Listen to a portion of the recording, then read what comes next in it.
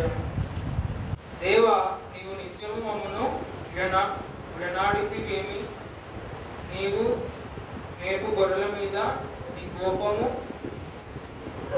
పొగరాచుచున్నవేమి?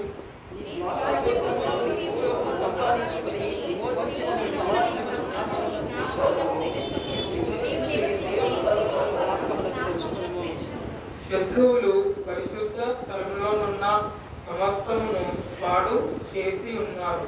నిత్యము పాడై యుండు చోట్లకు విజయము చేయు.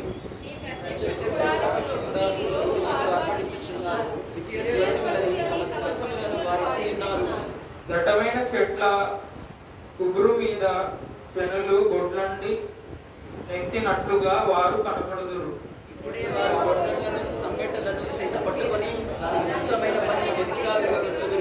నీ పరిశుద్ధ స్థలమునకు అగ్ని ముట్టించుదురు. నీ నామ మందిరమును నేల కడగొట్టి అపవిత్రపరచుదురు.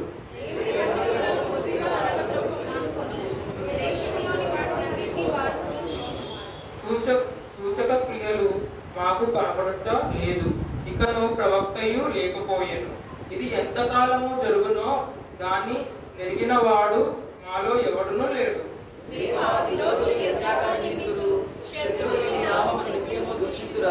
నీ హస్తమును, నీ దక్షిణ హస్తమును నీవెందుకు ముడుచుకొని ఉన్నావు? నీ రొమ్ములో నుండి దాన్ని తీసి వారిని నిర్మూలము చేయము.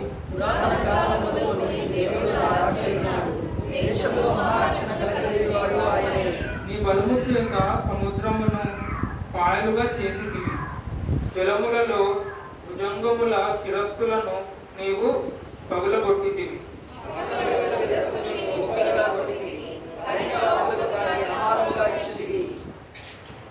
బుగ్గలను నదులను పుట్టించితివి. నిత్యము ప్రవహించు నదులను నీవు ఇంకా చేసితివి.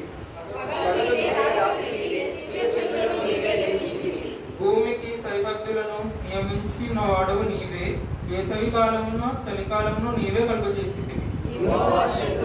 దూషణ చేయటను అవివేక ప్రజలు నీ నామమును దూషించుటకును మనస్సులకు తెచ్చుకొనుము. దుష్ట మృగమునకు నీ గువ్వ యొక్క ప్రాణమును నప్పగింపకుము. శ్రమనందు నీ వారిని నిత్యము మరువకుము. చీకటి గల చోటులు బలాత్కారుల నివాసములతో నిండినవి. కలిగిన వారిని అవమానముతో వెనుకకు మరలా నీయకుము. శ్రమనందు వారును దరిద్రులను నీ నామమును సన్నతించుదురు గాక.